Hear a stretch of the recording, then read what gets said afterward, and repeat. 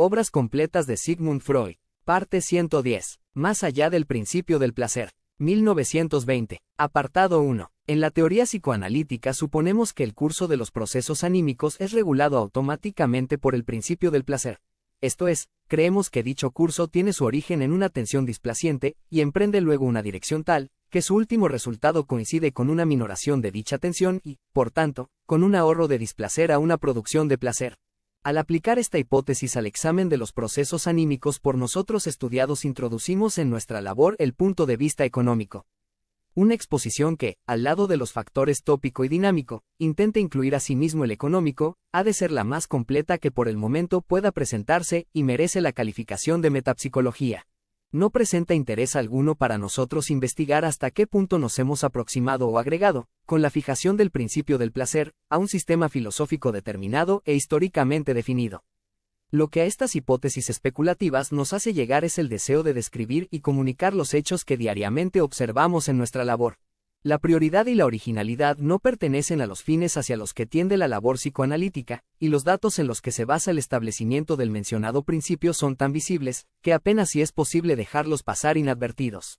En cambio, nos agregaríamos gustosos a una teoría filosófica o psicológica que supiera decirnos cuál es la significación de las sensaciones de placer y displacer, para nosotros tan imperativas. Pero, desgraciadamente, no existe ninguna teoría de este género que sea totalmente admisible. Trátase del sector más oscuro e impenetrable de la vida anímica, y ya que no podemos eludir su investigación, opino que debe dejársenos en completa libertad para construir sobre él aquellas hipótesis que nuestra experiencia nos presente como más probables. Hemos resuelto relacionar el placer y el displacer con la cantidad de excitación existente en la vida anímica, excitación no ligada a factor alguno determinado, correspondiendo el displacer a una elevación y el placer a una disminución de tal cantidad. No pensamos con ello en una simple relación entre la fuerza de las sensaciones y las transformaciones a las que son atribuidas y, mucho menos conforme a toda la experiencia de la psicofisiología, en una proporcionalidad directa. Probablemente, el factor decisivo, en cuanto a la sensación, es la medida del aumento o la disminución en el tiempo. Esto sería, quizá, comprobable experimentalmente. Mas para nosotros, analíticos, no es aceptable el internarnos más en estos problemas mientras no puedan guiarnos observaciones perfectamente definidas. Sin embargo, no puede sernos indiferente ver que un investigador tan penetrante como G.T.H. Fechner adopta una concepción del placer y el displacer coincidente en esencia con la que nosotros hemos deducido de nuestra labor psicoanalítica. Las manifestaciones de Fechner sobre esta materia se hallan contenidas en un fascículo titulado Algunas ideas sobre la historia de la creación y evolución de los organismos, y su texto es el siguiente. En cuanto los impulsos conscientes se hallan siempre en relación con placer o displacer, puede también suponerse a estos últimos en una relación psicofísica con estados de estabilidad e inestabilidad, pudiendo fundarse sobre esta base la hipótesis, que más adelante desarrollaré detalladamente, de que cada movimiento psicofísico que traspasa el umbral de la conciencia se halla tanto más revestido de placer cuanto más se acerca a la completa estabilidad, a partir de determinado límite, o de displacer cuanto más se aleja de la misma, partiendo de otro límite distinto. Entre ambos límites, y como umbral cualitativo de las fronteras del placer y el displacer, existe cierta extensión de indiferencia estética. Los hechos que nos han movido a opinar que la vida psíquica es regida por el principio del placer hallan también su expresión en la hipótesis de que una de las tendencias del aparato anímico es la de conservar lo más baja posible o, por lo menos, constante la cantidad de excitación en él existente. Esta hipótesis viene a expresar en una forma distinta la misma cosa, pues si la labor del aparato anímico se dirige a mantener baja la cantidad de excitación, todo lo apropiado para elevarla tiene que ser sentido como antifuncional, esto es, como displaciente. El principio del placer se deriva del principio de la constancia, el cual, en realidad, fue deducido de los mismos hechos que nos obligaron a la aceptación del primero. Profundizando en la materia hallaremos que esta tendencia, por nosotros supuesta, del aparato anímico cae, como un caso especial, dentro del principio de Fechner de la tendencia a la estabilidad, con el cual ha relacionado este investigador las sensaciones de placer y displacer. Más fuérzanos el decir ahora que es inexacto hablar de un dominio del principio del placer sobre el curso de los procesos psíquicos.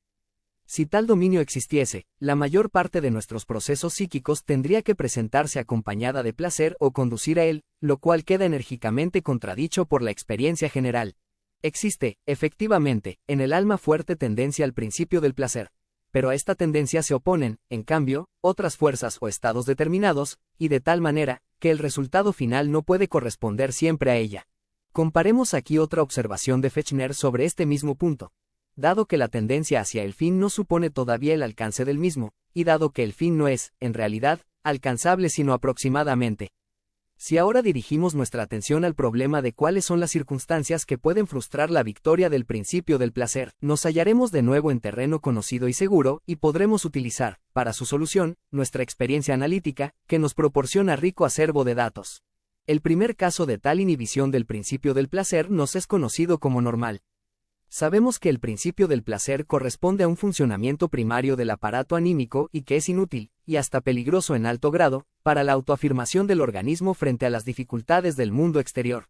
Bajo el influjo del instinto de conservación del yo queda sustituido el principio del placer por el principio de la realidad, que, sin abandonar el propósito de una final consecución del placer, exige y logra el aplazamiento de la satisfacción y el renunciamiento a algunas de las posibilidades de alcanzarla, y nos fuerza a aceptar pacientemente el displacer durante el largo rodeo necesario para llegar al placer. El principio del placer continúa aún, por largo tiempo, rigiendo el funcionamiento del instinto sexual, más difícilmente educable, y partiendo de este último o en el mismo yo, llega a dominar al principio de la realidad, para daño del organismo entero. No puede, sin embargo, hacerse responsable a la sustitución del principio del placer por el principio de la realidad más que de una pequeña parte, y no la más intensa, ciertamente, de las sensaciones de displacer. Otra fuente no menos normal de la génesis del displacer surge de los conflictos y disociaciones que tienen lugar en el aparato psíquico mientras el yo verifica su evolución hasta organizaciones de superior complejidad. Casi toda la energía que llena el aparato procede de los impulsos instintivos que le son inherentes, mas no todos ellos son admitidos a las mismas fases evolutivas. Algunos instintos o parte de ellos demuestran ser incompatibles, por sus fines o aspiraciones, con los demás, los cuales pueden reunirse formando la unidad del yo. Dichos instintos incompatibles son separados de esta unidad por el proceso de la represión, retenidos en grados más bajos del desarrollo psíquico y privados, al principio, de la posibilidad de una satisfacción. Si entonces consiguen cosa en extremo fácil para los instintos sexuales reprimidos llegar por caminos indirectos a una satisfacción directa o sustitutiva, este éxito, que en otras condiciones hubiese constituido una posibilidad de placer, es sentido por el yo como displacer. A consecuencia del primitivo conflicto, al que puso término la represión, experimenta el principio del placer una nueva fractura, que tiene lugar, precisamente, mientras determinados instintos se hallan dedicados, conforme al principio mismo, a la consecución de nuevo placer. Los detalles del proceso por medio del cual transforma la represión una posibilidad de placer en una fuente de displacer no han sido aún bien comprendidos o no pueden describirse claramente. Pero, con seguridad, todo displacer neurótico es de esta naturaleza. Placer que no puede ser sentido como tal. No todas nuestras sensaciones de displacer, ni siquiera la mayoría, pueden ser atribuidas a las dos fuentes de displacer antes consignadas. Pero de aquellas cuyo origen es distinto podemos, desde luego, afirmar con cierta justificación que no contradicen la vigencia del principio del placer. La mayoría del displacer que experimentamos es, ciertamente, displacer de percepción del esfuerzo de instintos insatisfechos o percepción exterior, ya por ser esta última penosa en sí o por excitar en el aparato anímico expectaciones llenas de displacer y ser reconocida como un peligro por el mismo. La reacción a estas aspiraciones instintivas y a estas amenazas de peligro, reacción en la que se manifiesta la verdadera actividad del aparato psíquico, puede ser entonces dirigida en una forma correcta por el principio del placer o por el principio de la realidad, que lo modifica. Con esto no parece necesario reconocer mayor limitación del principio del placer, y, sin embargo, precisamente, la investigación de la reacción anímica al peligro exterior puede proporcionar nueva materia y nuevas interrogaciones al problema aquí tratado. Apartado 2. Después de graves conmociones mecánicas, tales como choques de trenes y otros accidentes en los que existe peligro de muerte, suele aparecer una perturbación, a largo tiempo conocida y descrita, a la que se ha dado el nombre de neurosis traumática. La espantosa guerra que acaba de llegar a su fin ha hecho surgir una gran cantidad de estos casos y ha puesto término a los intentos de atribuir dicha enfermedad a una lesión del sistema nervioso producida por una violencia mecánica. El cuadro de la neurosis traumática se acerca al de la histeria por su riqueza en análogos síntomas motores, mas lo supera en general por los acusados signos de padecimiento subjetivo, semejantes a los que presentan los melancólicos o hipocondríacos, y por las pruebas de más amplia astenia general y mayor quebranto de las funciones anímicas. No se ha llegado todavía a una completa inteligencia de las neurosis de guerra, ni tampoco de las neurosis traumáticas de los tiempos de paz. En las primeras parecía aclarar en parte la cuestión, complicándola, en cambio, Por otro lado, el hecho de que el mismo cuadro patológico aparecía en ocasiones sin que hubiera tenido lugar violencia mecánica alguna. En la neurosis traumática corriente resaltan dos rasgos, que se pueden tomar como puntos de partida de la reflexión. Primeramente, el hecho de que el factor capital de la motivación parece ser la sorpresa. Esto es, el sobresalto o susto experimentado, y en segundo lugar, que una contusión o herida recibida simultáneamente actúa en contra de la formación de la neurosis. Susto, miedo y angustia son términos que se usan erróneamente como sinónimos, pues pueden diferenciarse muy precisamente según su relación al peligro. La angustia constituye un estado semejante a la expectación del peligro y preparación para el mismo, aunque no sea desconocido. El miedo reclama un objeto determinado que nos lo inspire. En cambio, el susto constituye aquel estado que nos invade bruscamente cuando se nos presenta un peligro que no esperamos y para el que no estamos preparados. Acentúa, pues, el factor sorpresa. No creo que la angustia pueda originar una neurosis traumática. En ella hay algo que protege contra el susto y, por tanto, también contra la neurosis de sobresalto. Más adelante volveremos sobre esta cuestión. El estudio del sueño debe ser considerado como el camino más seguro para la investigación de los más profundos procesos anímicos. Y la vida onírica de la neurosis traumática muestra el carácter de reintegrar de continuo al enfermo a la situación del accidente sufrido, haciéndole despertar con nuevo sobresalto. Este singular carácter posee mayor importancia de la que se le concede generalmente, suponiéndolo tan solo una prueba de la violencia de la impresión producida por el suceso traumático, la cual perseguiría al enfermo hasta sus mismos sueños. El enfermo hallaríase, pues, por decirlo así, psíquicamente fijado al trauma. Tales fijaciones al suceso que ha desencadenado la enfermedad no son a largo tiempo conocidas en la histeria. Ya en 1893 hacíamos observar Breuer y yo en nuestro libro sobre esta neurosis que los histéricos sufren de reminiscencias. Últimamente, investigadores como Ferenczi y Simon han podido también explicar algunos síntomas motores de las neurosis de guerra por la fijación del trauma. Más por mi parte no he podido comprobar que los enfermos de neurosis traumática se ocupen mucho en su vida despierta del accidente sufrido. Quizá más bien se esfuerzan en no pensar en él. El aceptar como cosa natural que el sueño nocturno les reintegre a la situación patógena supone desconocer la verdadera naturaleza del sueño, conforme a la cual lo que él mismo habría de presentar al paciente serían imágenes de la esperada curación o de la época en que gozaba de salud. Si los sueños de los enfermos de neurosis traumática no nos han de hacer negar la tendencia realizadora de deseos de la vida onírica, deberemos acogernos a la hipótesis de que, como tantas otras funciones, también la de los sueños ha sido conmocionada por el trauma y apartada de sus intenciones, o, en último caso, recordar las misteriosas tendencias masoquistas del yo. Abandonemos por ahora el oscuro y sombrío tema de la neurosis traumática para dedicarnos a estudiar el funcionamiento del aparato anímico en una de sus más tempranas actividades normales.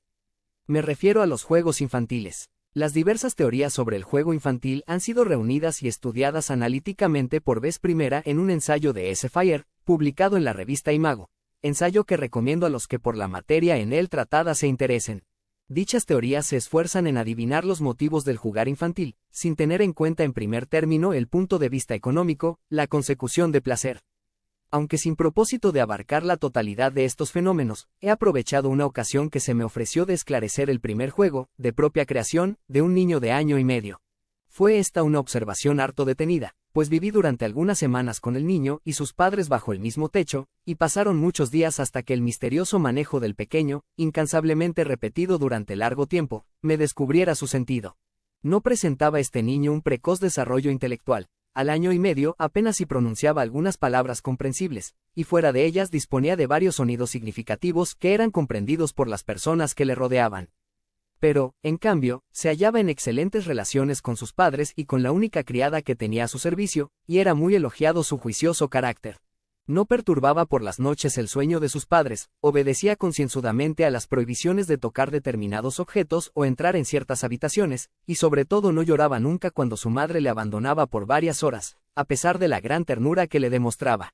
La madre no solo le había criado, sino que continuaba ocupándose constantemente de él casi sin auxilio ninguno ajeno.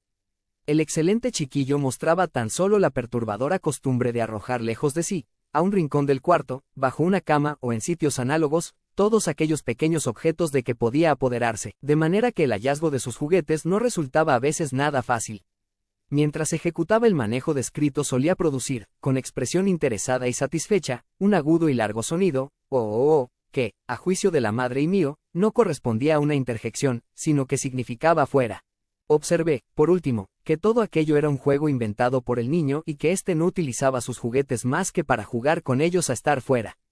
Más tarde presencié algo que confirmó mi suposición. El niño tenía un carrete de madera atado a una cuerdecita, y no se le ocurrió jamás llevarlo arrastrando por el suelo, esto es, jugar al coche, sino que, teniéndolo sujeto por el extremo de la cuerda, lo arrojaba con gran habilidad por encima de la barandilla de su cuna, forrada de tela, haciéndolo desaparecer detrás de la misma. Lanzaba entonces su significativo "oh", y tiraba luego de la cuerda hasta sacar el carrete de la cuna, saludando su reaparición con un alegre aquí. Este era, pues, el juego completo. Desaparición y reaparición, juego del cual no se llevaba casi nunca a cabo más que la primera parte, la cual era incansablemente repetida por sí sola, a pesar de que el mayor placer estaba indudablemente ligado al segundo acto. La interpretación del juego quedaba así facilitada. Hallábase el mismo en conexión con la más importante función de cultura del niño, esto es, con la renuncia al instinto por él llevada a cabo al permitir sin resistencia alguna la marcha de la madre. El niño se resarcía en el acto poniendo en escena la misma desaparición y retorno con los objetos que a su alcance encontraba. Para la valoración afectiva de este juego es indiferente que el niño lo inventara por sí mismo o se lo apropiara a consecuencia de un estímulo exterior. Nuestro interés se dirigirá ahora hacia otro punto. La marcha de la madre no puede ser de ningún modo agradable, ni siquiera indiferente, para el niño. ¿Cómo, pues, está de acuerdo con el principio del placer el hecho de que el niño repita como un juego el suceso penoso para él? Se querrá quizá responder que la marcha tenía que ser representada como condición preliminar de la alegre reaparición y que en esta última se hallaba la verdadera intención del juego. Pero esto queda contradicho por la observación de que la primera parte, la marcha, era representada por sí sola como juego y, además, con mucha mayor frecuencia que la totalidad llevada hasta su regocijado final. El análisis de un solo caso de este género no autoriza para establecer conclusión alguna. Considerándola imparcialmente, se experimenta la impresión de que ha sido otro el motivo por el cual el niño ha convertido en juego el suceso desagradable. En este representaba el niño un papel pasivo, era el objeto del suceso, papel que trueca por el activo repitiendo el suceso, a pesar de ser penoso para él como juego. Este impulso podría atribuirse a un instinto de dominio, que se hace independiente de que el recuerdo fuera o no penoso en sí. Puede intentarse también otra interpretación diferente. El arrojar el objeto de modo que desapareciese o quedase fuera podía ser asimismo la satisfacción de un reprimido impulso vengativo contra la madre por haberse separado del niño, y significar el enfado de éste. Te puedes ir, no te necesito. Soy yo mismo el que te echa. Este mismo niño, cuyo primer juego observé yo cuando tenía 1 año y medio, acostumbraba 1 año después, al enfadarse contra alguno de sus juguetes, arrojarlo contra el suelo, diciendo, vete a la guerra. Le habían dicho que el padre, ausente, se hallaba en la guerra, y el niño no le echaba de menos, sino que, por el contrario, manifestaba claros signos de que no quería ser estorbado en la exclusiva posesión de la madre. Sabemos también de otros niños que suelen expresar análogos sentimientos hostiles arrojando al suelo objetos que para ellos representan a las personas odiadas.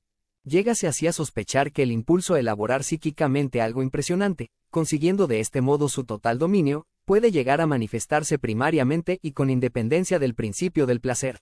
En el caso aquí discutido, la única razón de que el niño repitiera como juego una impresión desagradable era la de que a dicha repetición se enlazaba una consecución de placer de distinto género, pero más directa. Una más amplia observación de los juegos infantiles no hace tampoco cesar nuestra vacilación entre tales dos hipótesis. Se ve que los niños repiten en sus juegos todo aquello que en la vida les ha causado una intensa impresión y que de este modo procuran un exutorio a la energía de la misma, haciéndose, por decirlo así, dueños de la situación. Pero, por otro lado, vemos con suficiente claridad que todo juego infantil se halla bajo la influencia del deseo dominante en esta edad, el de ser grandes y poder hacer lo que los mayores. Obsérvese asimismo que el carácter desagradable del suceso no siempre hace a este utilizable como juego. Cuando el médico ha reconocido la garganta del niño o le ha hecho sufrir alguna pequeña operación, es seguro que este suceso aterrorizante se convertirá enseguida en el contenido de un juego.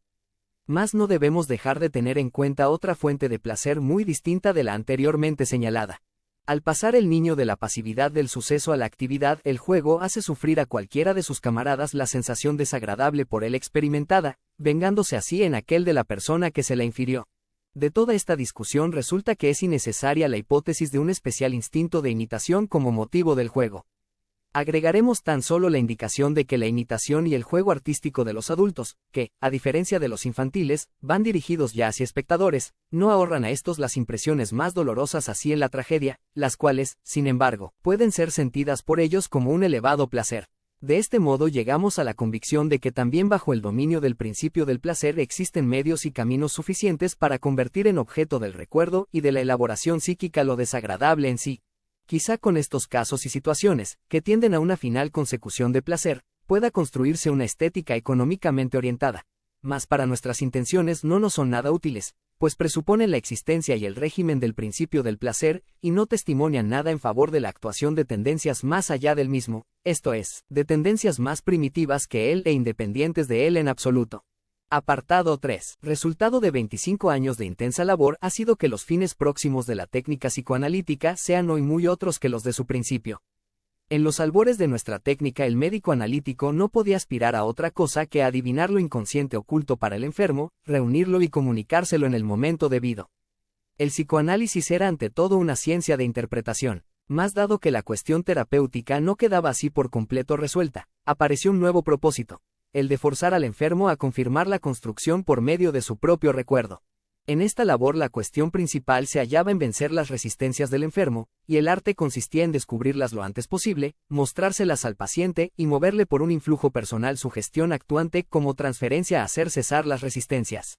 Hízose entonces cada vez más claro que el fin propuesto, el de hacer consciente lo inconsciente, no podía tampoco ser totalmente alcanzado por este camino. El enfermo puede no recordar todo lo en él reprimido, puede no recordar precisamente lo más importante y de este modo no llegar a convencerse de la exactitud de la construcción que se le comunica, quedando obligado a repetir lo reprimido, como un suceso actual, en vez de según el médico desearía recordarlo cual un trozo del pasado. Esta reproducción, que aparece con fidelidad indeseada, entraña siempre como contenido un fragmento de la vida sexual infantil y, por tanto, del complejo de Edipo y de sus ramificaciones, y tiene lugar siempre dentro de la transferencia, esto es, de la relación con el médico. Llegando a este punto el tratamiento, puede decirse que la neurosis primitiva ha sido sustituida por una nueva neurosis de transferencia. El médico se ha esforzado en limitar la extensión de esta segunda neurosis, hacer entrar lo más posible en el recuerdo y permitir lo menos posible la repetición. La relación que se establece entre el recuerdo y la reproducción es distinta para cada caso. Generalmente no puede el médico ahorrar al analizado esta fase de la cura y tiene que dejarle que viva de nuevo un cierto trozo de su olvidada vida, cuidando de que conserve una cierta superioridad, mediante la cual la aparente realidad sea siempre reconocida como reflejo de un olvidado pretérito. Conseguido esto, queda logrado el convencimiento del enfermo y el éxito terapéutico que del mismo depende. Para hallar más comprensible esta obsesión de repetición que se manifiesta en el tratamiento psicoanalítico de los neuróticos, hay que libertarse ante todo del error que supone creer que en la lucha contra las resistencias se combate contra una resistencia de lo inconsciente. Lo inconsciente, esto es, lo reprimido, no presenta resistencia alguna a la labor curativa. No tiende por sí mismo a otra cosa que a abrirse paso hasta la conciencia o a hallar un exutorio por medio del acto real, venciendo la coerción a que se haya sometido. La resistencia procede en la cura de los mismos estratos y sistemas superiores de la vida psíquica que llevaron a cabo anteriormente la represión. Más como los motivos de las resistencias y hasta estas mismas son según nos demuestra la experiencia inconscientes al principio de la cura, tenemos que modificar y perfeccionar un defecto de nuestro modo de expresarnos. Escaparemos a la falta de claridad oponiendo uno a otro, en lugar de lo consciente y lo inconsciente, el yo coherente y el reprimido. Mucha parte del yo es seguramente inconsciente, sobre todo aquella que puede denominarse el nódulo del yo, y de la cual solo un escaso sector queda comprendido en lo que denominamos preconsciente. Tras de esta sustitución de una expresión puramente descriptiva por otra sistemática o dinámica, podemos decir que la resistencia del analizado parte de su yo, y entonces vemos enseguida que la compulsión de repetición debe atribuirse a lo reprimido inconsciente, material que no puede probablemente exteriorizarse hasta que la labor terapéutica hubiera debilitado la represión. Es indudablemente que la resistencia del yo consciente e inconsciente se halla al servicio del principio del placer, pues se trata de ahorrar el displacer que sería causado por la libertad de lo reprimido. Así, nuestra labor será la de conseguir la admisión de tal displacer haciendo una llamada al principio de la realidad. Más en qué relación con el principio del placer se halla la obsesión de repetición en la que se manifiesta la energía de lo reprimido. Es incontestable que la mayor parte de lo que la obsesión de repetición hace vivir de nuevo tiene que producir disgustos al yo, pues saca a la superficie funciones de los sentimientos reprimidos. más es este un displacer que, como ya hemos visto, no contradice al principio del placer. Displacer para un sistema y al mismo tiempo satisfacción para otro. Un nuevo hecho singular es el de que la obsesión de repetición reproduce también sucesos del pasado que no traen consigo posibilidad alguna de placer y que cuando tuvieron lugar no constituyeron una satisfacción ni siquiera fueron desde entonces sentimientos instintivos reprimidos. La primera flor de la vida sexual infantil se hallaba destinada a sucumbir a consecuencia de la incompatibilidad de sus deseos con la realidad y de la insuficiencia del grado de evolución infantil, y, en efecto, sucumbió entre las más dolorosas sensaciones. La pérdida de amor y el fracaso dejaron tras sí una duradera influencia del sentido del yo, como una cicatriz narcisista que, a mi juicio, conforme en un todo con los estudios de Marcinovsky, constituye la mayor aportación al frecuente sentimiento de inferioridad de los neuróticos. La investigación sexual, limitada por el incompleto desarrollo físico del niño, no consiguió llegar a conclusión alguna satisfactoria. De aquí el lamento posterior. No puedo conseguir nada. Todo me sale mal. La tierna adhesión a uno de los progenitores, casi siempre al de sexo contrario, sucumbió al desengaño, a la inútil espera de satisfacción y a los celos provocados por el nacimiento de un hermanito, que demostró inequívocamente la infidelidad de la persona amada. El intento emprendido con trágica gravedad de crear por sí mismo un niño semejante, fracasó de un modo vergonzoso. La minoración de la ternura que antes rodeaba al niño, las más elevadas exigencias de la educación, las palabras severas y algún castigo, le descubrieron, por último, el desprecio de que era víctima. Existen aquí algunos tipos, que retornan regularmente, de cómo queda puesto fin al amor típico de esta época infantil. Todas estas dolorosas situaciones afectivas y todos estos sucesos indeseados son resucitados con gran habilidad y repetidos por los neuróticos en la transferencia. El enfermo tiende entonces a la interrupción de la cura, aún no terminada, y sabe crearse de nuevo la impresión de desprecio, obligando al médico a dirigirle duras palabras y a tratarle con frialdad. Halla los objetos apropiados para sus celos y sustituye el ansiado niño de la época primitiva por el propósito o la promesa de un gran regalo, que en la mayoría de los casos llega a ser tan real como aquel. Nada de esto podía ser anteriormente portador de placer, mas surgiendo luego como recuerdo, hay que suponer que debería traer consigo un menor displacer que cuando constituyó un suceso presente. Trátase, naturalmente, de la acción de instintos que debían llevar a la satisfacción, pero la experiencia de que en lugar de esto llevaron anteriormente tan solo el displacer, no ha servido de nada, y su acción es repetida por imposición obsesiva. Lo mismo que el psicoanálisis nos muestra en los fenómenos de transferencia de los neuróticos, puede hallarse de nuevo en la vida de personas no neuróticas, y hace en las mismas la impresión de un destino que las persigue, de una influencia demoníaca que rige su vida. El psicoanálisis ha considerado desde un principio tal destino como preparado, en su mayor parte, por la persona misma y determinado por tempranas influencias infantiles. La obsesión que en ellos se muestra no se diferencia de la de repetición de los neuróticos, aunque tales personas no hayan ofrecido nunca señales de un conflicto neurótico resuelto por la formación de síntomas. De este modo conocemos individuos en los que toda relación humana llega a igual desenlace.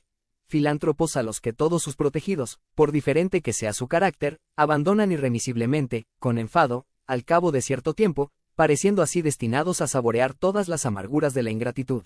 Hombres en los que toda amistad termina por la traición del amigo, personas que repiten varias veces en su vida el hecho de elevar como autoridad sobre sí mismas, o públicamente, a otra persona, a la que tras algún tiempo derrocan para elegir a otra nueva. Amantes cuya relación con las mujeres pasa siempre por las mismas fases y llega al mismo desenlace. No nos maravilla en exceso este perpetuo retorno de lo mismo cuando se trata de una conducta activa del sujeto y cuando hallamos el rasgo característico permanente de su ser, que tiene que manifestarse en la repetición de los mismos actos. Mas, en cambio, si nos extrañamos en aquellos casos en que los sucesos parecen hallarse fuera de toda posible influencia del sujeto, y éste pasa una y otra vez pasivamente por la repetición del mismo destino. Piénsese, por ejemplo, en la historia de aquella mujer que, casada 3 veces, vio al poco tiempo y sucesivamente enfermar a sus 3 maridos, y tuvo que cuidarlos hasta su muerte. La exposición poética más emocionante de tal destino ha sido compuesta por el Tasso en su epopeya romántica La Jerusalén libertada. El héroe Tancredo ha dado muerte, sin saberlo, a su amada Clorinda, que combatió con él revestida con la armadura de un caballero enemigo. Después de su entierro penetra Tancredo en un inquietante bosque encantado que infunde temor al ejército de los cruzados, y abate en él con su espada un alto árbol de cuya herida mana sangre, y surge la voz de Clorinda, acusándole de haber dañado de nuevo a la amada. Estos datos, que en la observación del destino de los hombres y de su conducta en la transferencia hemos hallado, nos hacen suponer que en la vida anímica existe realmente una obsesión de repetición que va más allá del principio del placer, y a la cual nos inclinamos ahora a atribuir los sueños de los enfermos de neurosis traumáticas y los juegos de los niños. Mas, de todos modos, debemos decirnos que solo en raros casos podemos observar los efectos de la obsesión de repetición por sí solos y sin la ayuda de otros motivos. En los juegos infantiles hemos hecho ya resaltar qué otras interpretaciones permite su génesis. La obsesión de repetición y la satisfacción instintiva directa y acompañada de placer parecen confundirse aquí en una íntima comunidad. Los fenómenos de la transferencia se hallan claramente al servicio de la resistencia por parte del yo, que, obstinado en la represión y deseo de no quebrantar el principio del placer, llama en su auxilio a la obsesión de repetición. De lo que pudiéramos llamar fuerza del destino nos parece gran parte comprensible por la reflexión racional, de manera que no se siente la necesidad de establecer un nuevo y misterioso motivo. Los menos sospechosos son los casos de los sueños de trauma, pero una más detenida reflexión nos hace confesar que tampoco en los otros ejemplos queda explicado el estado de cosas por la función de los motivos que conocemos. Queda suficiente resto que justifica nuestras hipótesis de la obsesión de repetición, la cual parece ser más primitiva, elemental e instintiva que el principio del placer al que se sustituye. Mas si en la vida anímica existe tal obsesión de repetición, quisiéramos saber algo de ella, a qué función corresponde, bajo qué condiciones puede surgir y en qué relación se halla con el principio del placer, al que hasta ahora habíamos atribuido el dominio sobre el curso de los procesos de excitación en la vida psíquica. Apartado 4. Lo que sigue es pura especulación y a veces harto extremada, que el lector aceptará o rechazará según su posición particular en estas materias. Constituye, además, un intento de perseguir y agotar una idea, por curiosidad de ver hasta dónde nos llevará. La especulación psicoanalítica deduce de las impresiones experimentadas en la investigación de los procesos inconscientes el hecho de que la conciencia no puede ser un carácter general de los procesos anímicos, sino tan solo una función especial de los mismos. Así, afirma, usando un tecnicismo metapsicológico, que la conciencia es la función de un sistema especial al que denomina sistema C. Dado que la conciencia procura esencialmente percepciones de estímulos procedentes del mundo exterior y sensaciones de placer y displacer que no pueden provenir más que del interior del aparato anímico, podemos atribuir al sistema PCC una localización. Tiene que hallarse situado en la frontera entre el exterior y el interior, estar vuelto hacia el mundo exterior y envolver a los otros sistemas psíquicos. Observamos entonces que con estas afirmaciones no hemos expuesto nada nuevo, sino que nos hemos agregado a la anatomía localizante del cerebro, que coloca la sede de la conciencia en la corteza cerebral, en la capa exterior envolvente del órgano central. La anatomía del cerebro no necesita preocuparse de por qué, anatómicamente hablando, se halla situada la conciencia precisamente en la superficie del cerebro, en lugar de morar, cuidadosamente preservada, en lo más íntimo del mismo. Quizá con nuestra hipótesis de tal situación de nuestro sistema PCC, logremos un mayor esclarecimiento. La conciencia no es la única peculiaridad que atribuimos a los procesos que tienen lugar en este sistema. Basándonos en las impresiones de nuestra experiencia psicoanalítica, suponemos que todos los procesos excitantes que se desarrollan en los demás sistemas dejan en este huellas duraderas como fundamento de la memoria, esto es, restos mnémicos que no tienen nada que ver con la conciencia y que son con frecuencia más fuertes y permanentes cuando el proceso del que han nacido no ha llegado jamás a la conciencia. Pero nos es difícil creer que tales huellas duraderas de la excitación se produzcan también en el sistema PCC. Si permanecieran siempre conscientes, limitarían pronto la actitud del sistema para la recepción de nuevas excitaciones. En el caso contrario, esto es, siendo inconscientes, nos plantearían el problema de explicar la existencia de procesos inconscientes en un sistema cuyo funcionamiento va en todo lo demás acompañado del fenómeno de la conciencia. No habríamos, pues, transformado la situación ni ganado nada con la hipótesis que sitúa el devenir consciente en un sistema especial. Aunque no como consecuencia obligada, podemos, pues, suponer que la conciencia y la impresión de una huella anémica son incompatibles para el mismo sistema. Podríamos, por tanto, decir que en el sistema CC, se hace consciente el proceso excitante, mas no deja huella duradera alguna. Todas las huellas de dicho proceso, en las cuales se apoya el recuerdo, se producirían en los vecinos sistemas internos al propagarse a ellos la excitación. En este sentido se haya inspirado el esquema incluido por mí en la parte especulativa de mi interpretación de los sueños. Si se piensa cuán poco hemos logrado averiguar, por otros caminos, sobre la génesis de la conciencia, tendremos que atribuir al principio de que la conciencia se forma en lugar de la huella anémica, por lo menos, la significación de una afirmación determinada de un modo cualquiera. El sistema CC Se caracterizaría, pues, por la peculiaridad de que el proceso de la excitación no deja en él, como en todos los demás sistemas psíquicos, una transformación duradera de sus elementos, sino que se gasta, desde luego, en el fenómeno del devenir consciente. Tal desviación de la regla general tiene que ser motivada por un factor privativo de este sistema y que puede ser muy bien la situación ya expuesta del sistema CS. Esto es, su inmediata proximidad al mundo exterior. Representémonos, pues, el organismo viviente en su máxima simplificación posible, como una vesícula indiferenciada de sustancia excitable.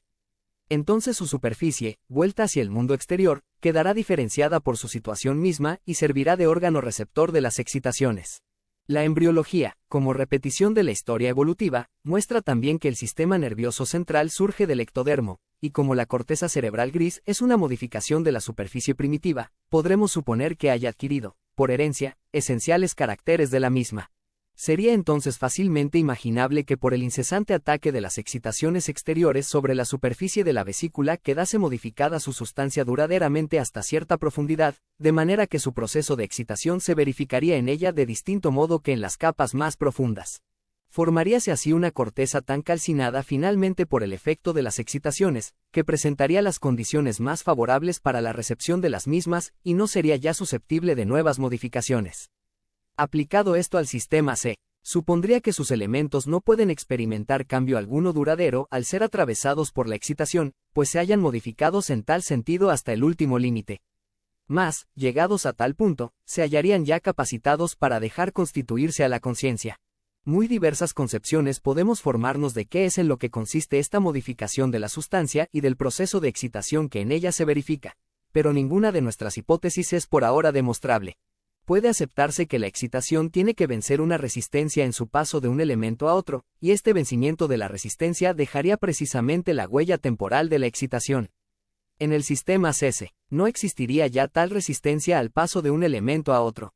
Con esta concepción puede hacerse coincidir la diferenciación de Breuer de carga psíquica en reposo y carga psíquica libremente móvil en los elementos de los sistemas psíquicos. Entonces los elementos del sistema CS poseerían tan solo energía capaz de un libre curso y no energía ligada. Mas creo que, por lo pronto, es mejor dejar indeterminadas tales circunstancias. De todos modos, habremos establecido en estas especulaciones una cierta conexión entre la génesis de la conciencia y la situación del sistema CS, y las peculiaridades del proceso de excitación a él atribuibles. Aún nos queda algo por explicar en la vesícula viviente y su capa cortical receptora de estímulos. Este trocito de sustancia viva flota en medio de un mundo exterior cargado de las más fuertes energías, y sería destruido por los efectos excitados del mismo si no estuviese provisto de un dispositivo protector contra las excitaciones. Este dispositivo queda constituido por el hecho de que la superficie exterior de la vesícula pierde la estructura propia de lo viviente, se hace hasta cierto punto anorgánica, y actúa entonces como una especial envoltura o membrana que detiene las excitaciones, esto es, hace que las energías del mundo exterior no puedan propagarse sino con solo una mínima parte de su intensidad hasta las vecinas capas que han conservado su vitalidad. Solo detrás de tal protección pueden dichas capas consagrarse a la recepción de las cantidades de energía restantes. La capa exterior ha protegido con su propia muerte a todas las demás, más profundas, de un análogo destino, por lo menos hasta tanto que aparezcan excitaciones de tal energía que destruyan la protección. Para el organismo vivo, la defensa contra las excitaciones es una labor casi más importante que la recepción de las mismas. El organismo posee una provisión de energía propia y tiene que tender, sobre todo, a preservar las formas especiales de la transformación de energía que en él tienen lugar contra el influjo nivelador y, por tanto, destructor de las energías excesivamente fuertes que laboran en el exterior. La recepción de excitaciones sirve, ante todo, a la intención de averiguar la dirección y naturaleza de las excitaciones exteriores, y para ello le basta con tomar pequeñas muestras del mundo exterior como prueba. En los organismos más elevados se ha retraído a mucho tiempo a las profundidades del cuerpo la capa cortical, receptora de excitaciones, de la célula primitiva, pero partes de ella han quedado en la superficie, inmediatamente debajo del general dispositivo protector. Son estas partes los órganos de los sentidos, que contienen dispositivos para la recepción de excitaciones específicas, pero que además poseen otros dispositivos especiales destinados a una nueva protección contra cantidades excesivas de excitación y a detener los estímulos de naturaleza desmesurada. Constituye una característica de estos órganos el hecho de no elaborar más que escasas cantidades del mundo exterior, no tomando de él sino pequeñas pruebas. Quizá pudieran compararse a tentáculos que palpan el mundo exterior y se retiran después siempre de él. Me permitiré, al llegar a este punto, rozar rápidamente un tema que merecería ser fundamentalmente tratado. El principio kantiano de que el tiempo y el espacio son dos formas necesarias de nuestro pensamiento, hoy puede ser sometido a discusión como consecuencia de ciertos descubrimientos psicoanalíticos. Hemos visto que los procesos anímicos inconscientes se hallan en sí fuera del tiempo. Esto quiere decir, en primer lugar, que no pueden ser ordenados temporalmente, que el tiempo no cambia nada en ellos y que no se les puede aplicar la idea de tiempo. Tales caracteres negativos aparecen con toda claridad al comparar los procesos anímicos inconscientes con los conscientes. Nuestra abstracta idea del tiempo parece más bien basada en el funcionamiento del sistema PCC, y correspondiente a una autopercepción del mismo. En este funcionamiento del sistema aparecería otro medio de protección contra las excitaciones. Sé que todas estas afirmaciones parecerán harto oscuras, mas por ahora nos es imposible acompañarlas de explicación alguna. Hasta aquí hemos expuesto que la vesícula viva se halla provista de un dispositivo protector contra el mundo exterior. Antes habíamos fijado que la primera capa cortical de la misma tiene que hallarse diferenciada, como órgano destinado a la recepción de excitaciones procedentes del exterior. Esta capa cortical sensible, que después constituye el sistema CS, recibe también excitaciones procedentes del interior. La situación del sistema entre el exterior y el interior, y la diversidad de las condiciones para la actuación desde uno y otro lado es lo que regula la función del sistema y de todo el aparato anímico. Contra el exterior existe una protección, pues las cantidades de excitación que a ella llegan no actuarán sino disminuidas. Más contra las excitaciones procedentes del interior no existe defensa alguna. Las excitaciones de las capas más profundas se propagan directamente al sistema sin sufrir la menor disminución, y determinados caracteres de su curso crean en él la serie de sensaciones de placer y displacer. De todos modos, las excitaciones procedentes del interior son, por lo que respecta a su intensidad y a otros caracteres cualitativos y eventualmente su amplitud, más adecuadas al funcionamiento del sistema que las que provienen del exterior. Pero dos cosas quedan decisivamente determinadas por estas circunstancias. En primer lugar, la prevalencia de las sensaciones de placer y displacer sobre todas las excitaciones exteriores, y en segundo, la orientación de la conducta contra aquellas excitaciones interiores que traen consigo un aumento demasiado grande de displacer. Tales excitaciones son tratadas como si no actuasen desde dentro, sino desde fuera, empleándose así contra ellas los medios de defensa de la protección. Es este el origen de la proyección, a la que tan importante papel está reservado en la causación de procesos patológicos. Se me figura que con las últimas reflexiones nos hemos acercado a la comprensión del dominio del principio del placer. En cambio, no hemos alcanzado una explicación de aquellos casos que a él se oponen.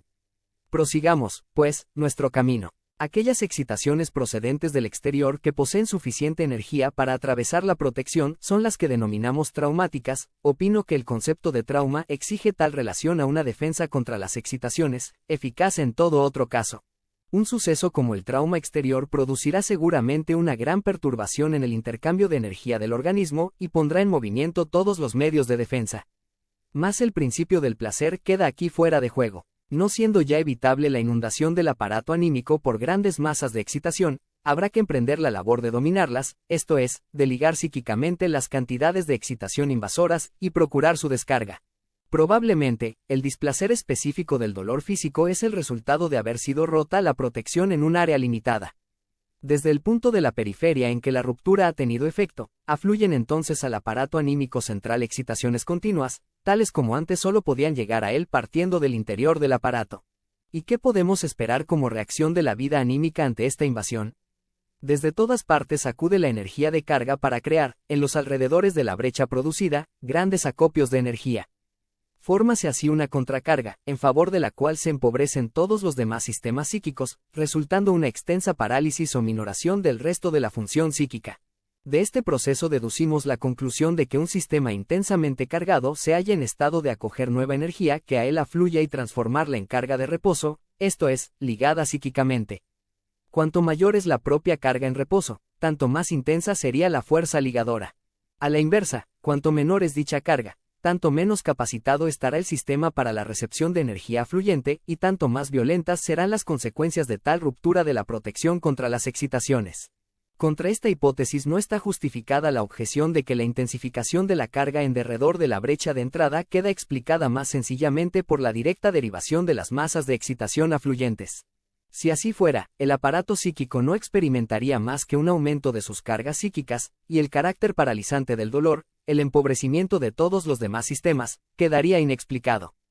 Tampoco los violentos efectos de descarga del dolor contradicen nuestra explicación, pues se verifican reflejamente, esto es, sin participación alguna del aparato anímico.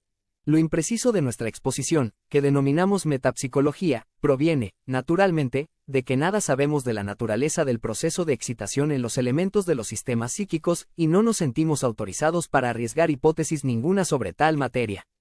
De este modo operamos siempre con una V, que entra obligadamente en cada nueva fórmula. Parece admisible que este proceso se verifique con diversas energías cuantitativas, y es probable que posea también más de una cualidad. Como algo nuevo, hemos examinado la hipótesis de Breuer de que se trata de dos formas diversas de la carga de energía, debiendo diferenciarse en los sistemas psíquicos una carga libre, que tiende a hallar un exutorio, y una carga en reposo. Quizá concedamos también un puente a la hipótesis de que la ligadura de la energía que afluye al aparato anímico consiste en un paso del estado de libre curso al estado de reposo. A mi juicio, puede intentarse considerar la neurosis traumática común como el resultado de una extensa rotura de la protección contra las excitaciones.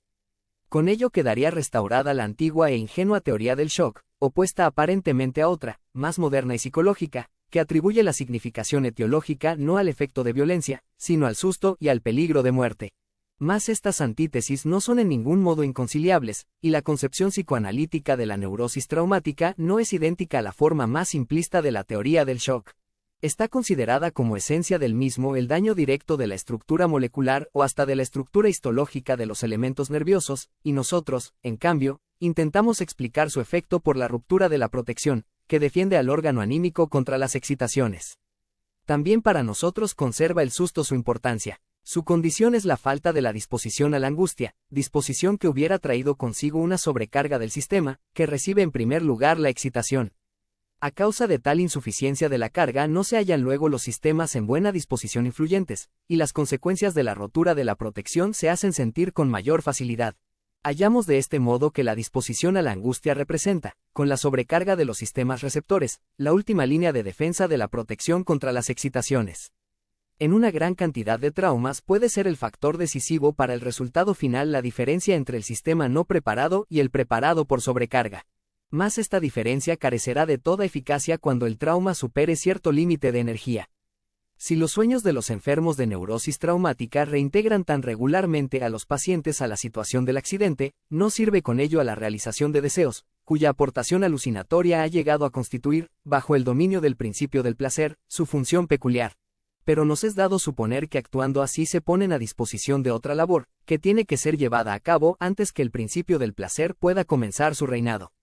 Estos sueños intentan conseguirlo desarrollando la angustia, el dominio de la excitación, cuya negligencia ha llegado a ser la causa de la neurosis traumática.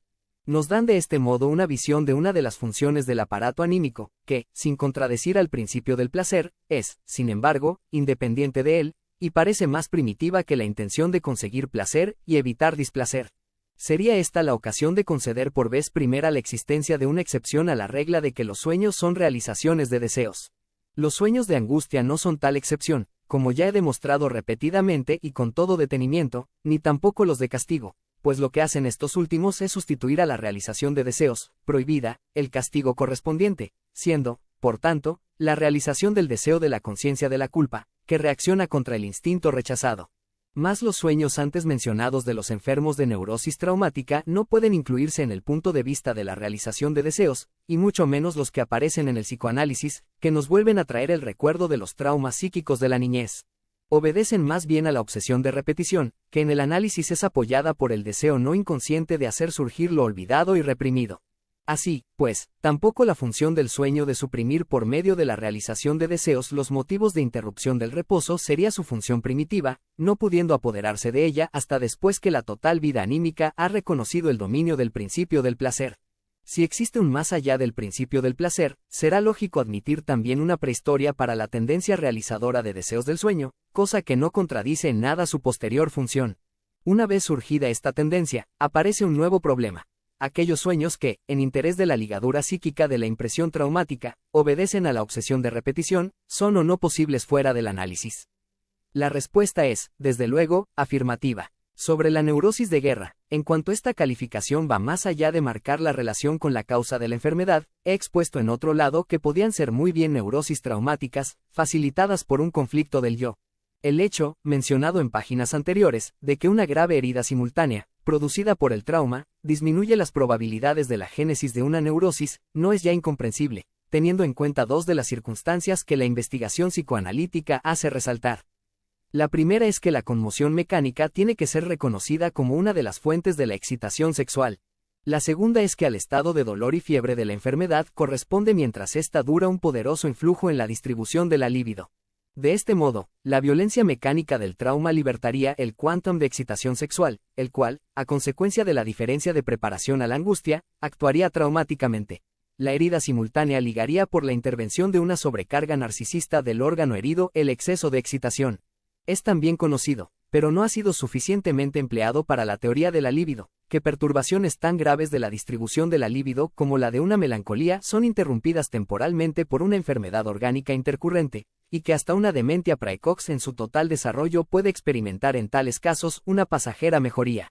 Apartado 5. La carencia de un dispositivo protector contra las excitaciones procedentes del interior de la capa cortical receptora de las mismas tiene por consecuencia que tales excitaciones entrañen máxima importancia económica y den frecuente ocasión a perturbaciones económicas, equivalentes a las neurosis traumáticas. Las más ricas fuentes de tal excitación interior son los llamados instintos del organismo, que son los representantes de todas las actuaciones de energía procedentes del interior del cuerpo y transferidas al aparato psíquico, y constituyen el elemento más importante y oscuro de la investigación psicológica. Quizá no sea excesivamente osada la hipótesis de que los impulsos emanados de los instintos pertenecen al tipo de proceso nervioso libremente móvil, y que tiende a hallar un exutorio. Nuestro mejor conocimiento de estos procesos lo adquirimos en el estudio de la elaboración de los sueños. Hallamos entonces que los procesos que se desarrollan en los sistemas inconscientes son distintos por completo de los que tienen lugar en los conscientes, y que en lo inconsciente puede ser fácil y totalmente transferidas, desplazadas y condensadas las cargas, cosa que, teniendo lugar en material preconsciente, no puede dar sino defectuosos resultados. Ejemplo de ello son las conocidas singularidades del sueño manifiesto, que surgen al ser sometidos los restos diurnos preconscientes a una elaboración conforme a las leyes de lo inconsciente. Estos procesos fueron denominados por mí procesos psíquicos primarios para diferenciarlos de los procesos secundarios, que tienen lugar en nuestra normal vida despierta. Dado que todos los impulsos instintivos parten del sistema inconsciente, apenas si constituye una innovación decir que siguen el proceso primario, y por otro lado, no es necesario esfuerzo alguno para identificar el proceso psíquico primario con la carga, libremente móvil, y el secundario, con las modificaciones de la carga, fija o tónica, de Breuer. Correspondería entonces a las capas superiores del aparato anímico la labor de ligar la excitación de los instintos, característica del proceso primario. El fracaso de esta ligadura haría surgir una perturbación análoga a las neurosis traumáticas. Solo después de efectuada con éxito la ligadura podría imponerse sin obstáculos el reinado del principio del placer o de su modificación, el principio de la realidad. Más hasta tal punto sería obligada como labor preliminar del aparato psíquico la de dominar o ligar la excitación, no en oposición al principio del placer, más independientemente de él, y en parte sin tenerlo en cuenta para nada. Aquellas manifestaciones de una obsesión de repetición que hemos hallado en las tempranas actividades de la vida anímica infantil y en los incidentes de la cura psicoanalítica muestran en alto grado un carácter instintivo, y cuando se halla en oposición al principio del placer, un carácter demoníaco. En los juegos infantiles creemos comprender que el niño repite también el suceso desagradable, porque con ello consigue dominar la violenta impresión, experimentada mucho más completamente de lo que le fue posible al recibirla. Cada nueva repetición parece perfeccionar el deseado dominio. También en los sucesos placenteros muestra el niño su ansia de repetición, y permanecerá inflexible en lo que respecta a la identidad de la impresión. Este rasgo del carácter está destinado, más tarde, a desaparecer.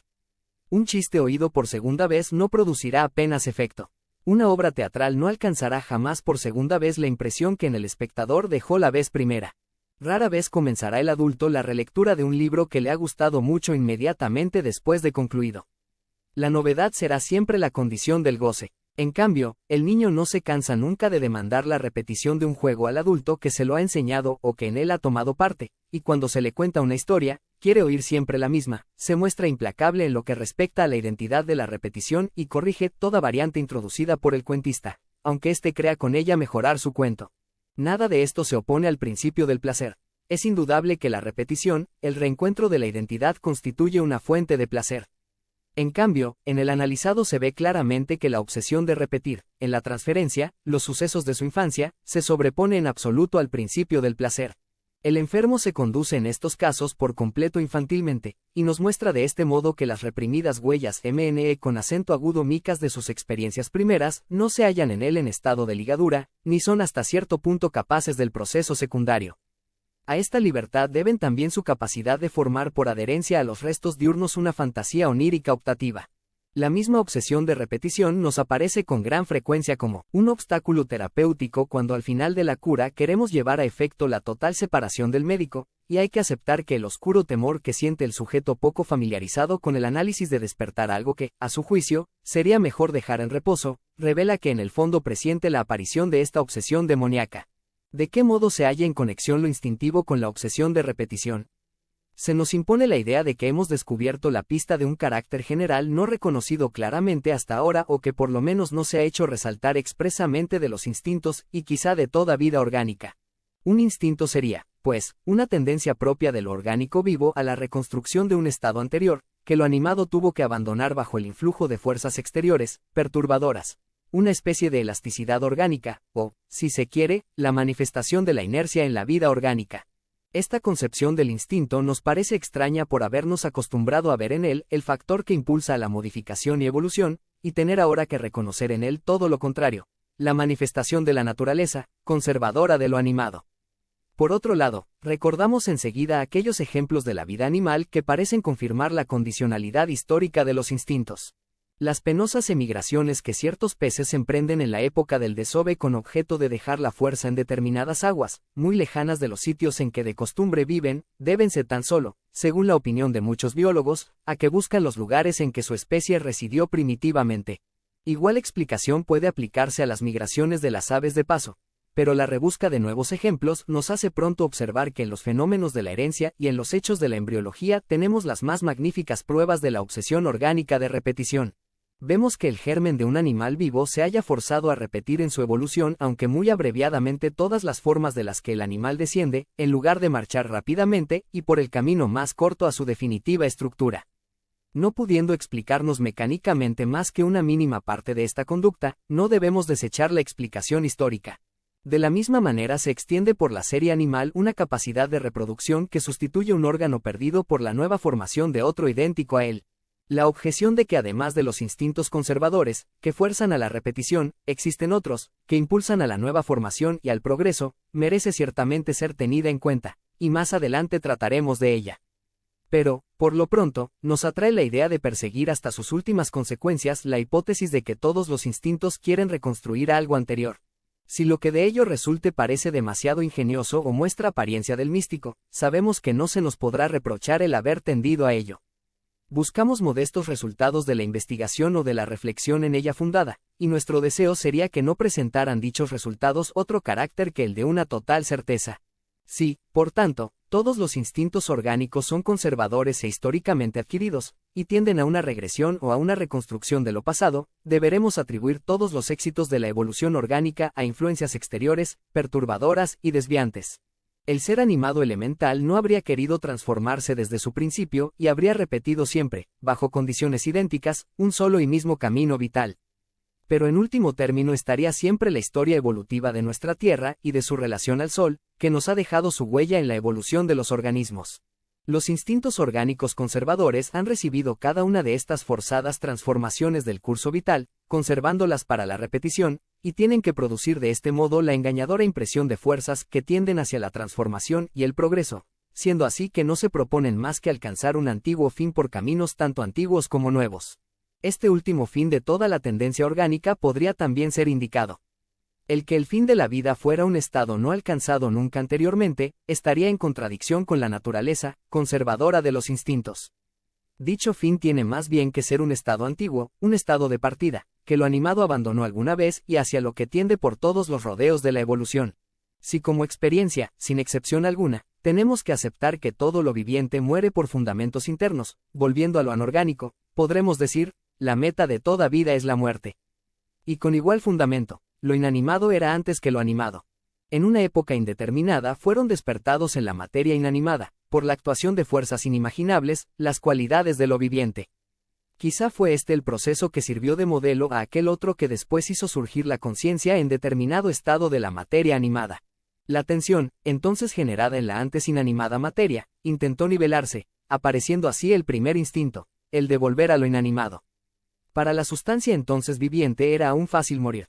No tenía que recorrer más que un corto curso vital, cuya dirección se hallaba determinada por la composición química de la joven vida. Durante largo tiempo sucumbió fácilmente la sustancia viva, y fue creada incesantemente de nuevo hasta que las influencias reguladoras exteriores se transformaron de tal manera, que obligaron a la sustancia aún superviviente a desviaciones cada vez más considerables del primitivo curso vital y a rodeos cada vez más complicados hasta alcanzar el fin de la muerte. Estos rodeos hacia la muerte, fielmente conservados por los instintos conservadores, constituirían hoy el cuadro de los fenómenos vitales. Si se quiere seguir afirmando la naturaleza, exclusivamente conservadora, de los instintos, no se puede llegar a otras hipótesis sobre el origen y el fin de la vida. Igual extrañeza que estas consecuencias nos produce todo lo relativo a los grandes grupos de instintos, que estatuimos tras los fenómenos vitales de los organismos. El instinto de conservación, que reconocemos en todo ser viviente, se halla en curiosa contradicción con la hipótesis de que la total vida instintiva sirve para llevar al ser viviente hacia la muerte. La importancia teórica de los instintos de conservación y poder se hace más pequeña vista a esta luz. Son instintos parciales, destinados a asegurar al organismo su peculiar camino hacia la muerte y a mantener alejadas todas las posibilidades no inmanentes del retorno a lo anorgánico. Pero la misteriosa e inexplicable tendencia del organismo a afirmarse en contra del mundo entero desaparece, y solo queda el hecho de que el organismo no quiere morir sino a su manera. También estos guardianes de la vida fueron primitivamente escolta de la muerte. De este modo surge la paradoja de que el organismo viviente se rebela enérgicamente contra actuaciones que podían ayudarle a alcanzar por un corto camino su fin vital. Pero esta conducta es lo que caracteriza precisamente a las tendencias puramente instintivas, diferenciándolas de las tendencias inteligentes. Más hemos de reflexionar que esto no puede ser así. A otra luz muy distinta nos parecen los instintos sexuales, para los cuales admite la teoría de las neurosis una posición particular. No todos los organismos han sucumbido a la imposición exterior, que les impulsó a una ininterrumpida evolución. Muchos consiguieron mantenerse hasta la época actual en un grado poco elevado.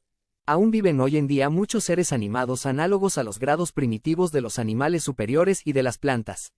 Asimismo, tampoco todos los organismos elementales que componen el complicado cuerpo de un ser animado superior recorren con él todo el camino evolutivo hasta la muerte natural. Algunos de ellos, las células germinativas, conservan probablemente la estructura primitiva de la sustancia viva, y al cabo de algún tiempo se separan del organismo total, cargados con todos los dispositivos instintivos heredados y adquiridos. Quizás son precisamente estas dos cualidades las que hacen posible su existencia independiente. Puestas en condiciones favorables, comienzan estas células a desarrollarse, esto es, a repetir el mecanismo al que deben su existencia, proceso que termina llegando de nuevo hasta el final del desarrollo una parte de su sustancia, mientras que otra parte retorna, en calidad de nuevo resto germinativo, al comienzo de la evolución. De este modo se oponen estas células germinativas a la muerte de la sustancia viva y saben conseguir para ella aquello que nos tiene que aparecer como inmortalidad potencial, aunque quizá no signifique más que una prolongación del camino hacia la muerte. De extraordinaria importancia para nosotros es el hecho de que la célula germinativa es fortificada o hasta capacitada para esta función por su fusión con otra análoga a ella y, sin embargo, diferente. Los instintos que cuidan de los destinos de estos organismos elementales supervivientes al ser unitario, procurándoles un refugio durante todo el tiempo que permanecen indefensos contra las excitaciones del mundo exterior y facilitando su encuentro con las otras células germinativas, constituyen el grupo de los instintos sexuales. Son conservadores en el mismo sentido que los otros, dado que reproducen anteriores estados de la sustancia animada, pero lo son en mayor grado, pues se muestran más resistentes contra las actuaciones exteriores y, además, en su más amplio sentido, pues conservan la vida misma para más largo tiempo. Son los verdaderos instintos de vida, por el hecho de actuar en contra de la tendencia de los otros instintos, que por medio de la función llevan a la muerte, aparece una contradicción entre ellos y los demás, oposición que la teoría de las neurosis ha reconocido como importantísima. Esto es como un retardando en la vida de los organismos. Uno de los grupos de instintos se precipita hacia adelante para alcanzar, lo antes posible, el fin último de la vida, y el otro retrocede, al llegar a un determinado lugar de dicho camino, para volverlo a emprender de nuevo desde un punto anterior y prolongar así su duración.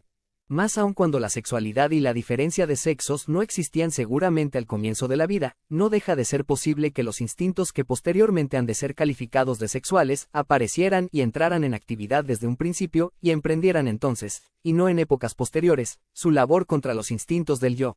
Volvamos ahora sobre nuestros pasos para preguntarnos si toda esta especulación no carece, quizá, de fundamento. No existen realmente, aparte de los sexuales, más instintos que aquellos que quieren reconstruir un estado anterior. ¿No habrá otros que aspiren a un estado no alcanzado aún? Sea como quiera, la cuestión es que hasta ahora no se ha descubierto en el mundo orgánico nada que contradiga nuestras hipótesis. Nadie ha podido demostrar aún la existencia de un instinto general de superevolución en el mundo animal y vegetal, a pesar de que tal dirección evolutiva parece indiscutible.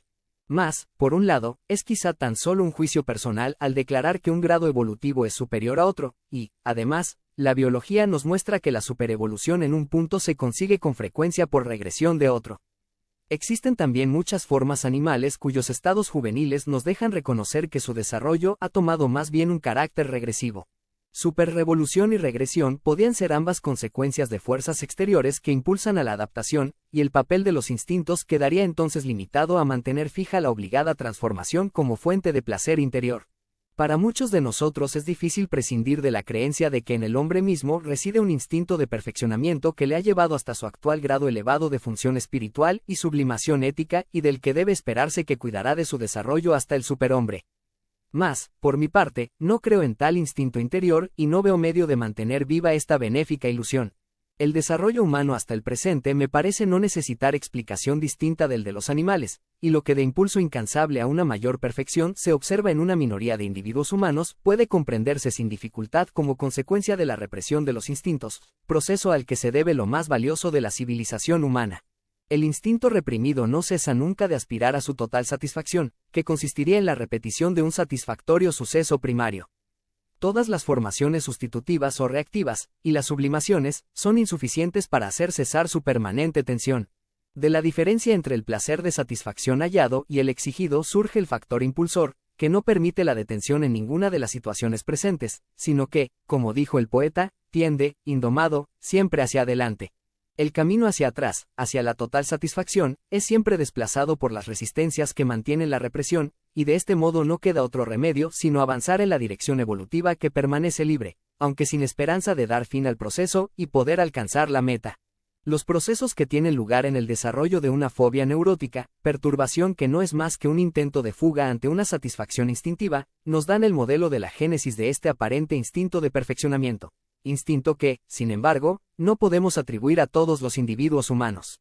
Las condiciones dinámicas para su existencia se dan ciertamente en general, pero las circunstancias económicas parecen no favorecer el fenómeno más que en muy raros casos. Apartado 6. Los resultados hasta ahora obtenidos, que establecen una franca oposición entre los instintos del yo y los instintos sexuales, haciendo que los primeros tiendan a la muerte y los segundos a la conservación de la vida, no llegan a satisfacernos en muchos puntos. A ello se agrega que no pudimos atribuir el carácter conservador, mejor dicho, regresivo, del instinto, correspondiente a una obsesión de repetición, más que a los primeros, pues según nuestra hipótesis, los instintos del yo proceden de la vivificación de la materia inanimada y quieren establecer de nuevo el estado inanimado. En cambio, es innegable que los instintos sexuales reproducen estados primitivos del ser animado, pero su fin al que tienden con todos sus medios es la fusión de dos células germinativas determinadamente diferenciadas. Cuando esta unión no se verifica, muere la célula germinativa, como todos los demás elementos del organismo multicelular. Solo bajo esta condición puede la función sexual prolongar la vida y prestarle la apariencia de inmortalidad. Más que importante suceso de la evolución de la sustancia viva es repetido por la procreación sexual o por su antecedente, la copulación de dos protozoarios. Siéndonos imposible responder a esta interrogación, veríamos con gusto que toda nuestra construcción especulativa demostrase ser equivocada, pues de este modo cesaría la oposición entre instintos del yo o de muerte e instintos sexuales o de vida, y con ello perdería la obsesión de repetición la importancia que le hemos atribuido. Volvamos, por tanto, a una de las hipótesis antes establecidas por nosotros y tratemos de rebatirla. Hemos fundado amplias conclusiones sobre la suposición de que todo lo animado tiene que morir por causas internas. Esta hipótesis ha sido, naturalmente, aceptada por nosotros, porque más bien se nos aparece como una certeza. Estamos acostumbrados a pensar así, y nuestros poetas refuerzan nuestras creencias.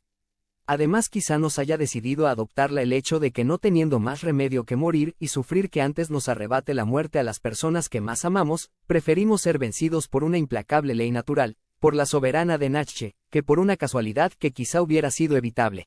Más quizá esta creencia en la interior regularidad del morir no sea tampoco más que una de las ilusiones que nos hemos creado para soportar la pesadumbre del vivir. Lo que sí podemos asegurar es que no se trata de una creencia primitiva.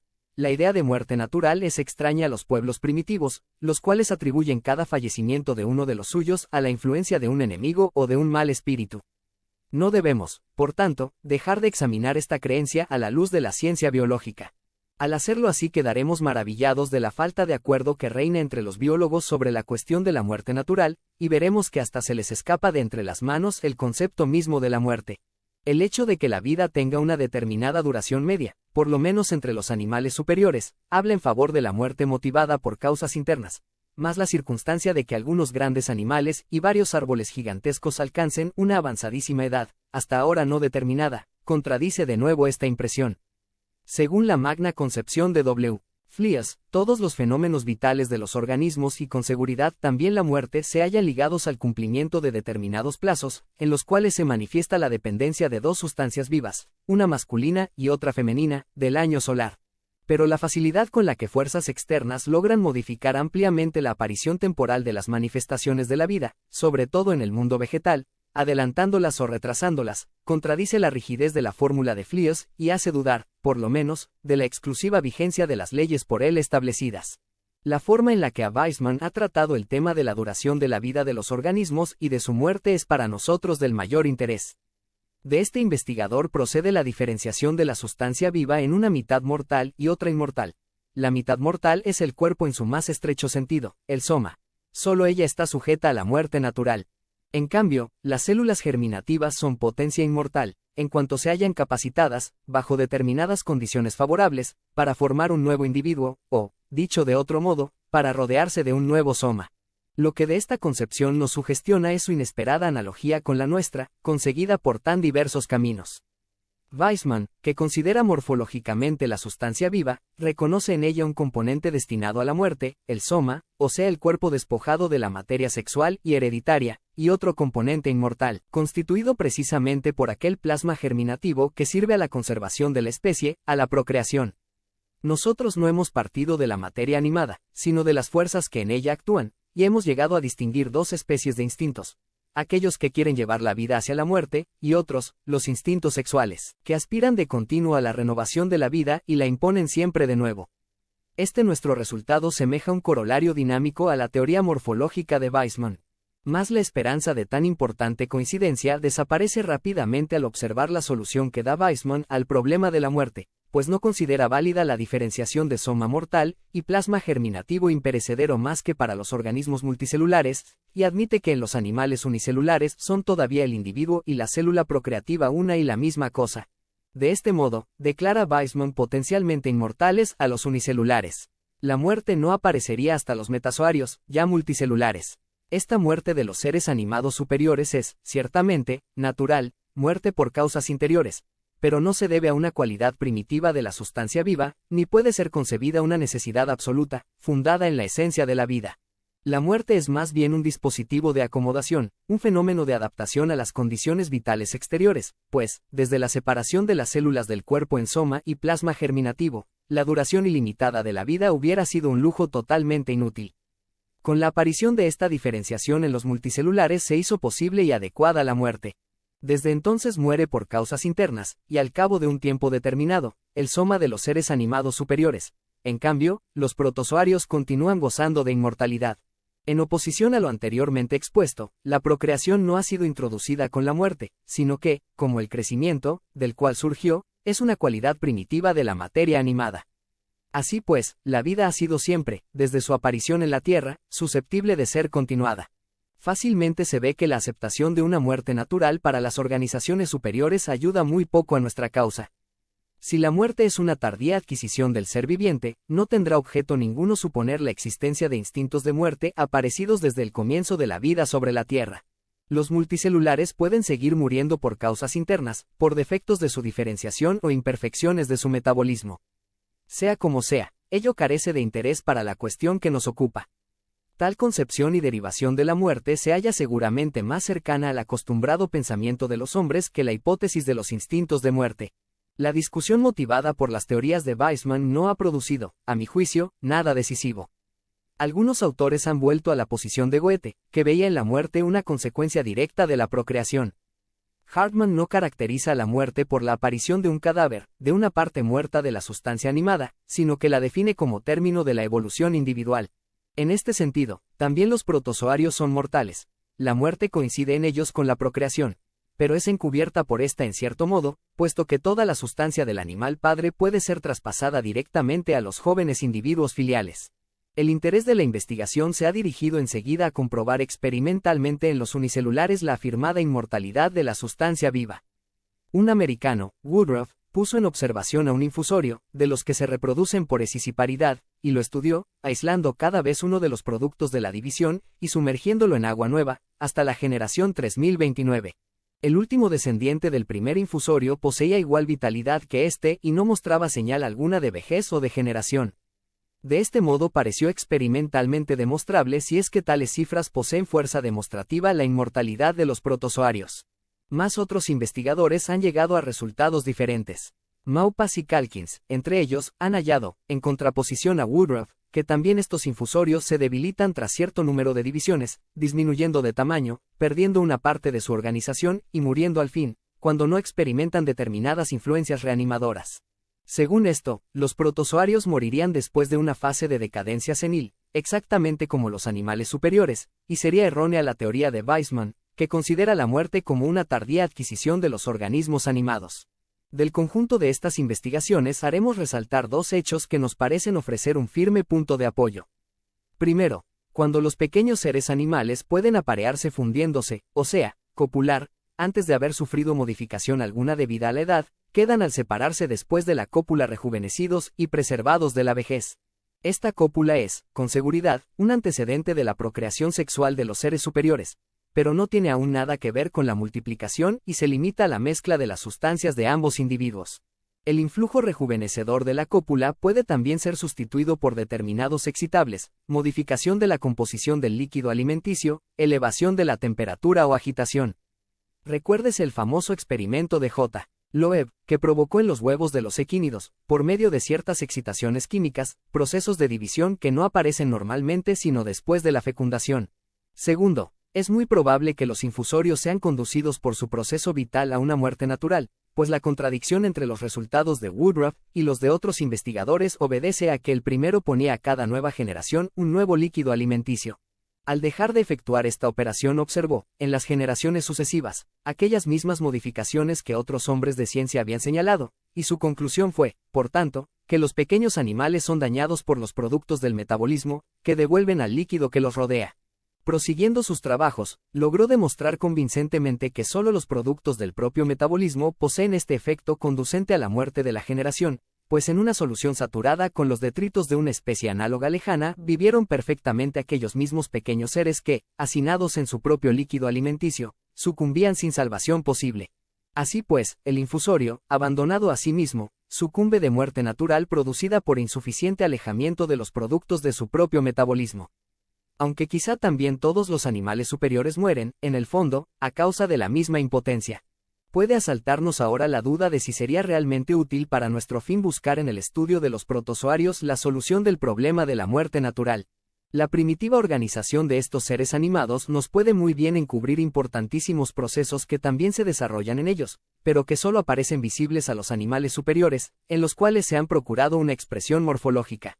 Si abandonamos el punto de vista morfológico para adoptar el dinámico, nos será indiferente que pueda o no demostrarse la muerte natural de los protozoarios. En ellos no se ha separado aún la sustancia posteriormente reconocida como inmortal de la mortal. Las fuerzas instintivas que quieren llevar la vida a la muerte podían actuar también en ellos desde un principio, aunque su efecto quede encubierto de tal manera por las fuerzas conservadoras de la vida que sea muy difícil su descubrimiento directo. Creemos, sin embargo, que las observaciones de los biólogos nos permiten aceptar también en los procesos internos conductores de la muerte. Más aún en el caso de que los protozoarios demuestren ser inmortales, en el sentido de Weismann, la afirmación de que la muerte es una adquisición posterior no es valedera más que para las exteriorizaciones manifiestas de la muerte, y no hace imposible ninguna hipótesis sobre los procesos que hacia ella tienden. No se ha realizado, por tanto, nuestra esperanza de que la biología rechazase de plano el reconocimiento de los instintos de la muerte, y si continuamos teniendo motivos para ello podemos, desde luego, seguir suponiendo su existencia.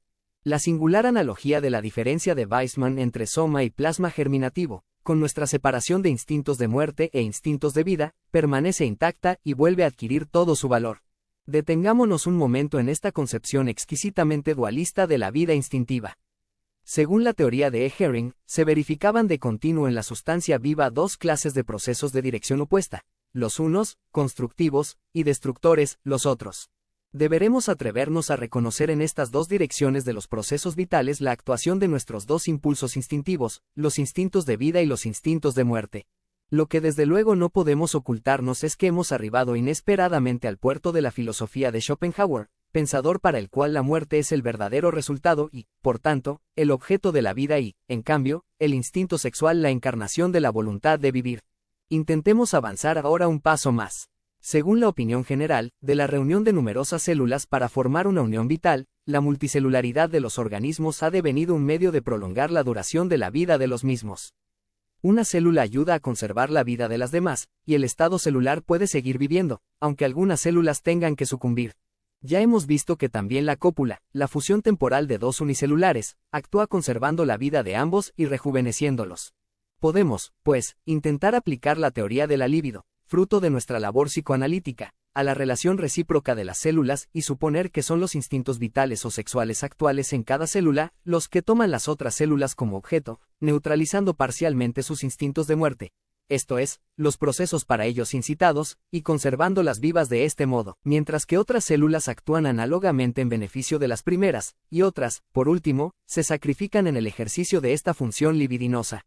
Las células germinativas mismas se conducirían de un modo narcisista, calificación que usamos en nuestra teoría de la neurosis para designar el hecho de que un individuo conserve su líbido en el yo y no destine ninguna parte de ella al revestimiento de objetos. Las células germinativas precisan para sí mismas su líbido, o sea, la actividad de sus instintos vitales, como provisión para su posterior magna actividad constructiva. Quizás se deba también considerar como narcisista, en el mismo sentido, a las células de las neoformaciones malignas que destruyen el organismo. La patología se inclina a aceptar el innatismo de los gérmenes de tales formaciones y a conceder a las mismas cualidades embrionales. De este modo la libido de nuestros instintos sexuales coincidiría con el eros de los poetas y filósofos, que mantienen unido todo lo animado. En este punto hallamos ocasión de revisar la lenta evolución de nuestra teoría de la libido. El análisis de las neurosis de transferencia nos obligó primero a aceptar la oposición entre instintos sexuales dirigidos sobre el objeto y otros instintos que no descubríamos sino muy insuficientemente y que denominamos, por lo pronto, instintos del yo. Entre estos últimos aparecían, en primer término, aquellos que se hallan dedicados a la conservación del individuo. Mas no pudimos averiguar qué otras diferenciaciones era preciso hacer. Ningún otro conocimiento hubiera sido tan importante para la fundación de una psicología verdadera como una aproximada visión de la naturaleza común y las eventuales peculiaridades de los instintos. Mas en ningún sector de la psicología se andaba tan a tientas.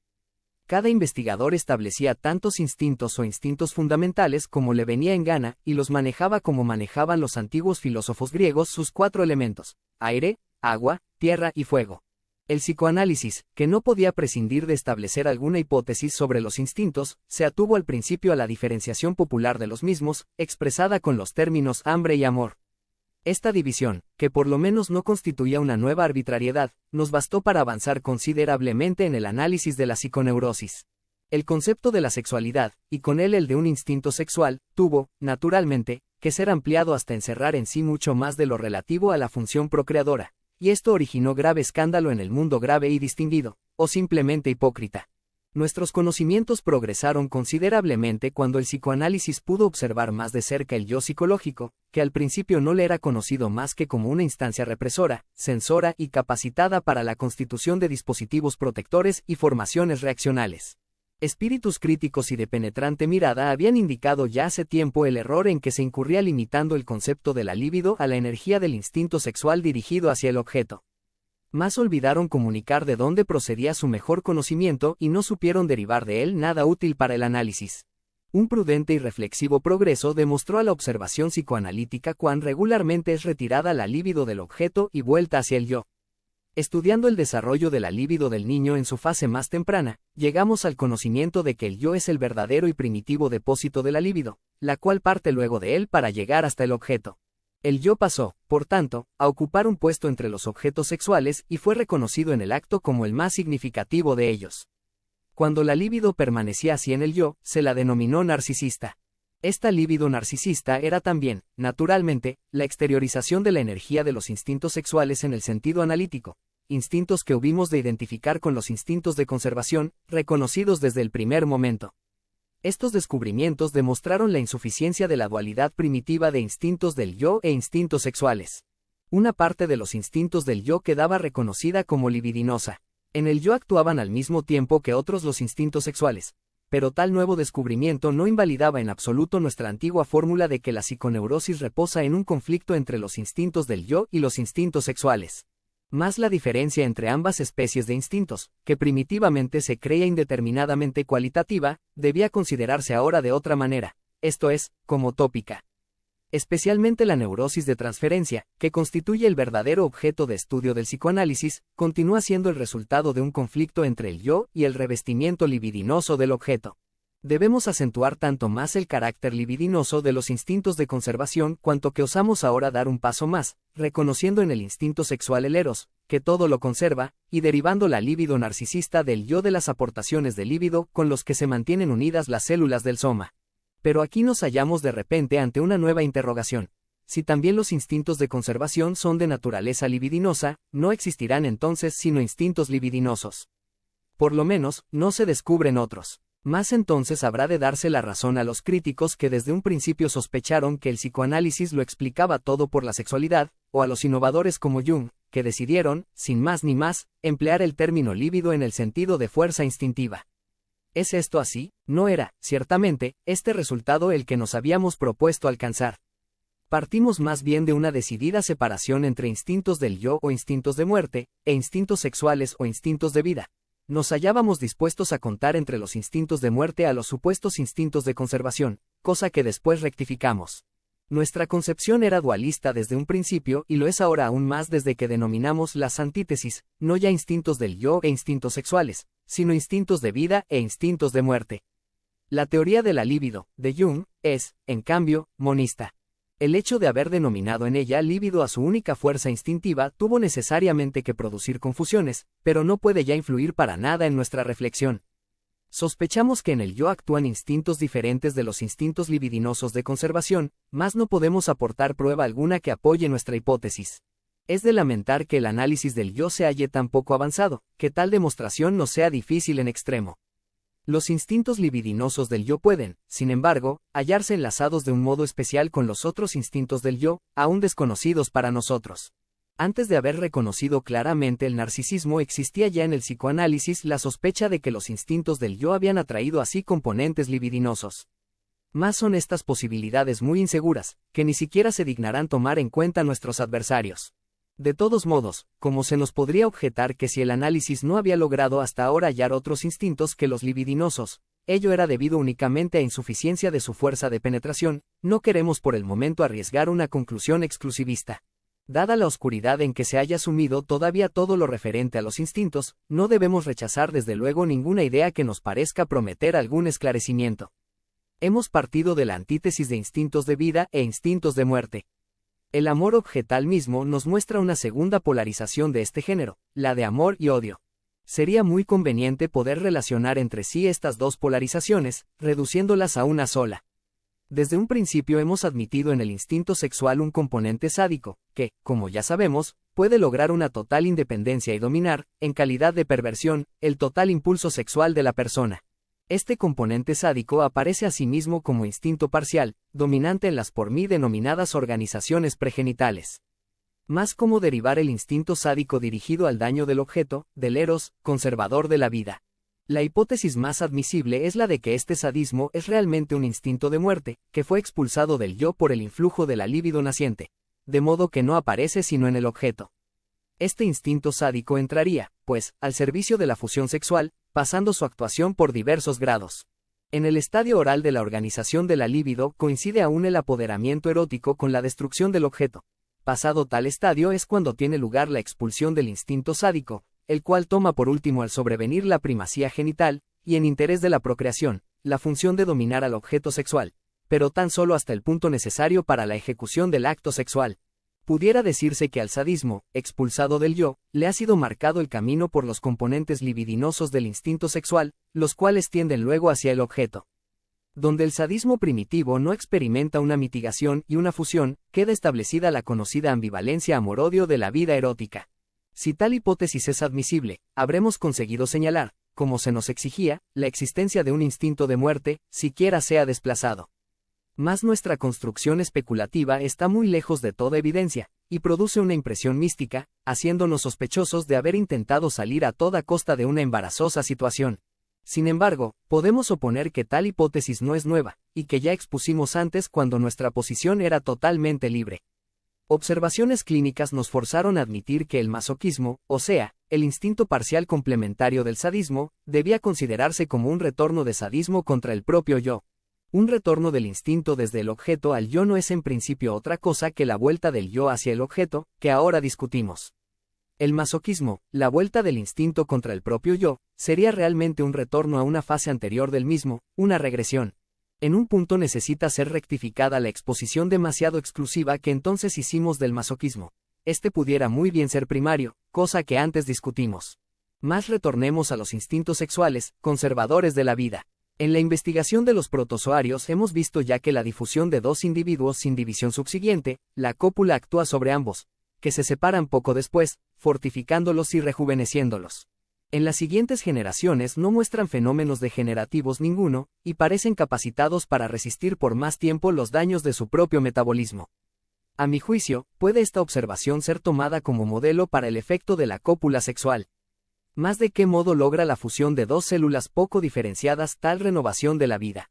El experimento que sustituye la cópula de los protozoarios por la actuación de excitaciones químicas, y hasta mecánicas, permite una segura respuesta. Ello sucede por la afluencia de nuevas magnitudes de excitación. Esto es favorable a la hipótesis de que el proceso de la vida del individuo conduce, obedeciendo a causas internas, a la nivelación de las tensiones químicas, esto es, a la muerte, mientras que la unión con una sustancia animada, individualmente diferente, eleva dichas tensiones y aporta, por decirlo así, nuevas diferencias vitales, que tienen luego que ser agotadas viviéndolas. El haber reconocido la tendencia dominante de la vida psíquica, y quizá también de la vida nerviosa, la aspiración a aminorar, mantener constante o hacer cesar la tensión de las excitaciones internas, tal y como dicha aspiración se manifiesta en el principio del placer, es uno de los más importantes motivos para creer en la existencia de instintos de muerte. Constituye un obstáculo en nuestra ruta mental el no haber podido demostrar en el instinto sexual aquel carácter de obsesión de repetición que nos condujo primeramente al hallazgo de los instintos de muerte. El campo de los procesos evolutivos embrionarios es ciertamente muy rico en tales fenómenos de repetición. Las dos células germinativas de la procreación sexual, y toda la historia de su vida, no son sino repeticiones de los comienzos de la vida orgánica. Mas lo esencial de los procesos provocados por el instinto sexual continúa siendo la fusión de los cuerpos de dos células. Por esta fusión es por la que queda asegurada en los seres animales superiores la inmortalidad de la sustancia viva. Dicho de otro modo, tenemos que dar luz sobre la génesis de la procreación sexual y, en general, sobre la procedencia de los instintos sexuales. Labor que asustará a un profano, y que no ha sido llevada aún a cabo por los investigadores especializados. Daremos aquí una rápida síntesis de aquello que, entre las numerosas hipótesis y opiniones contradictorias, puede ayudarnos en nuestra labor. Una de las teorías despoja de su misterioso atractivo el problema de la procreación, presentando dicha función como un fenómeno parcial del crecimiento.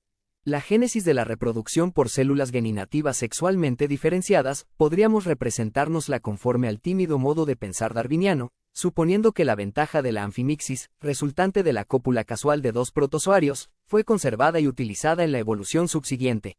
El sexo no sería, pues, muy antiguo y los instintos, extraordinariamente violentos, que impulsan a la unión sexual repitieron al hacerlo algo que había sucedido una vez casualmente, y que desde entonces quedó fijado como ventajoso.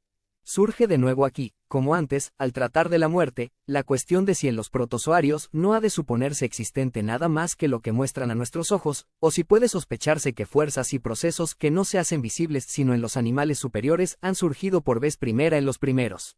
Para nuestras intenciones la mencionada concepción de la sexualidad rinde escasísimo fruto.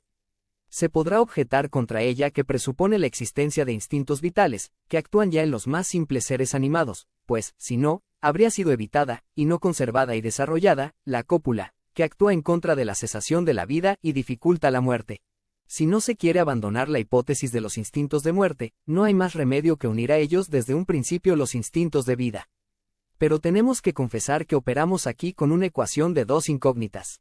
Es tan poco lo que la ciencia nos dice sobre la génesis de la sexualidad, que puede compararse este problema con unas profundísimas tinieblas, en las que no ha penetrado aún el rayo de luz de una hipótesis. En otro sector, totalmente distinto, hallamos una de tales hipótesis, pero tan fantástica más bien un mito que una explicación científica, que no me atrevería a reproducirla aquí si no llenase precisamente una condición, a cuyo cumplimiento aspiramos. Esta hipótesis deriva un instinto de la necesidad de reconstituir un estado anterior. Me refiero, naturalmente, a la teoría que Platón hace desarrollar a Aristófanes en el Simposion, y que no trata solo de la génesis del instinto sexual, sino también de su más importante variación con respecto al objeto. La naturaleza humana era al principio muy diferente. Primitivamente hubo tres sexos, tres y no dos, como hoy en día. Junto al masculino y al femenino vivía un tercer sexo, que participaba en igual medida que los otros dos. Todo en estos seres humanos era doble. Tenían 4 pies, 4 manos, 2 rostros, genitales dobles, etc. Mas Júpiter se decidió un día a dividir a cada uno de ellos en 2 partes, como suelen partirse las peras para cocerlas. Cuando de este modo quedó dividida en 2 toda la naturaleza, apareció en cada hombre el deseo de reunirse a su otra mitad propia, y ambas mitades se abrazaron, entretejieron sus cuerpos y quisieron formar un solo ser.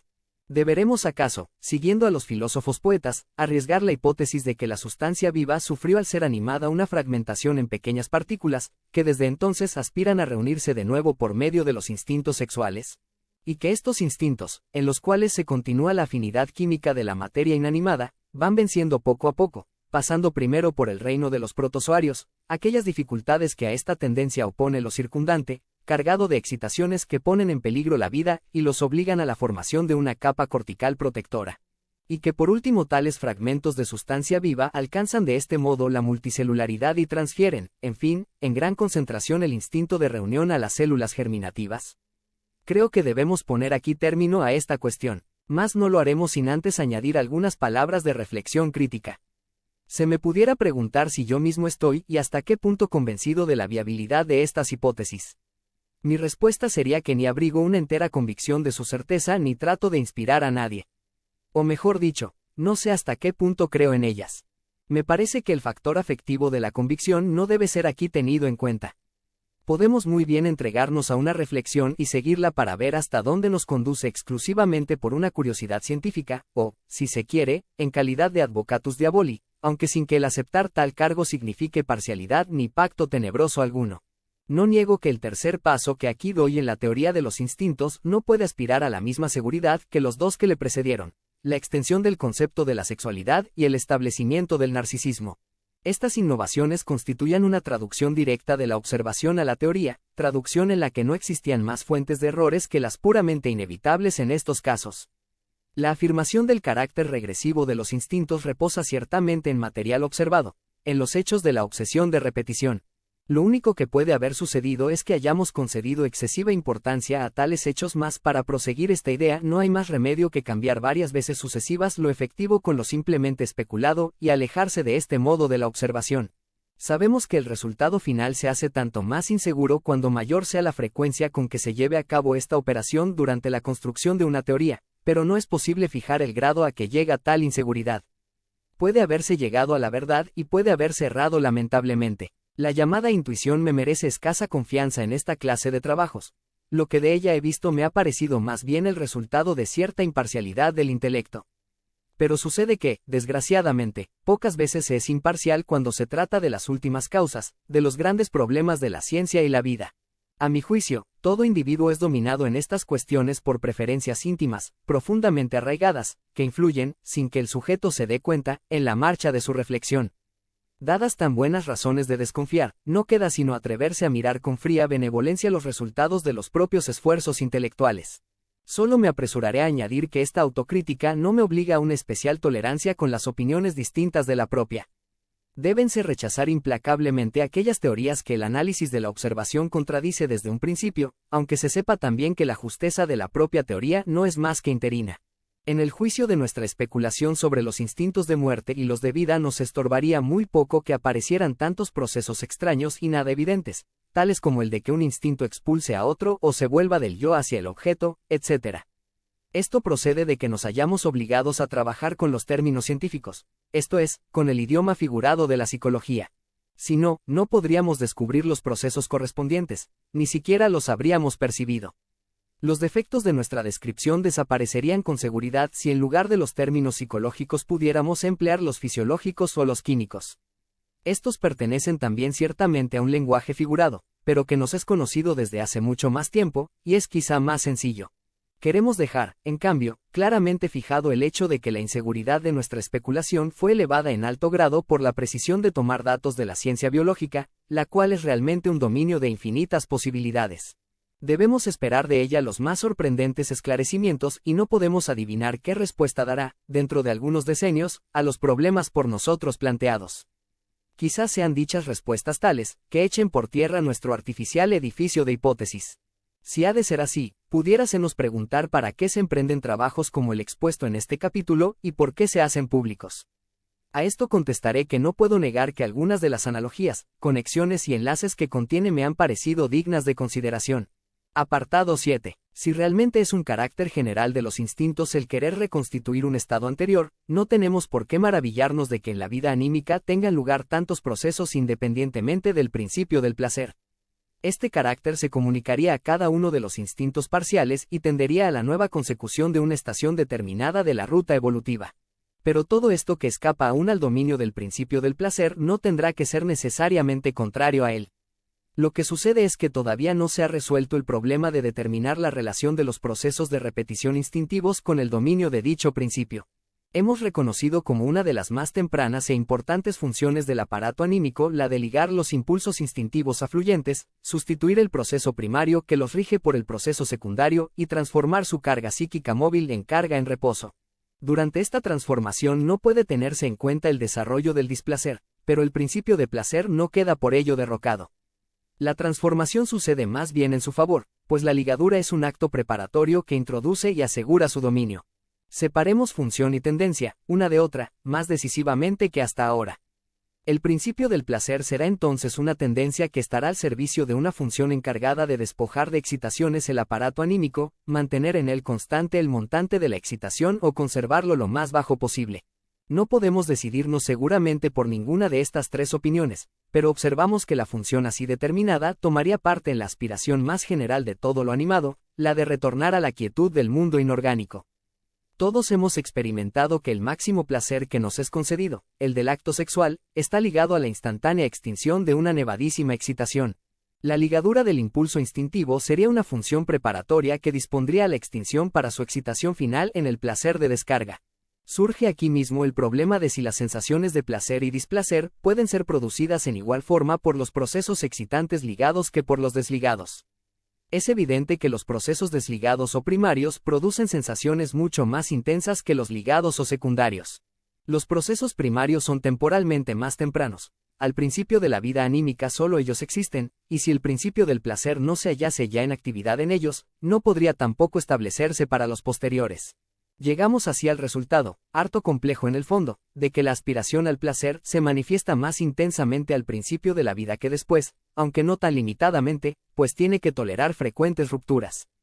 En épocas de mayor madurez está más asegurada la vigencia del principio del placer, pero él mismo no ha escapado a la doma, como no escapa ninguno de los demás instintos.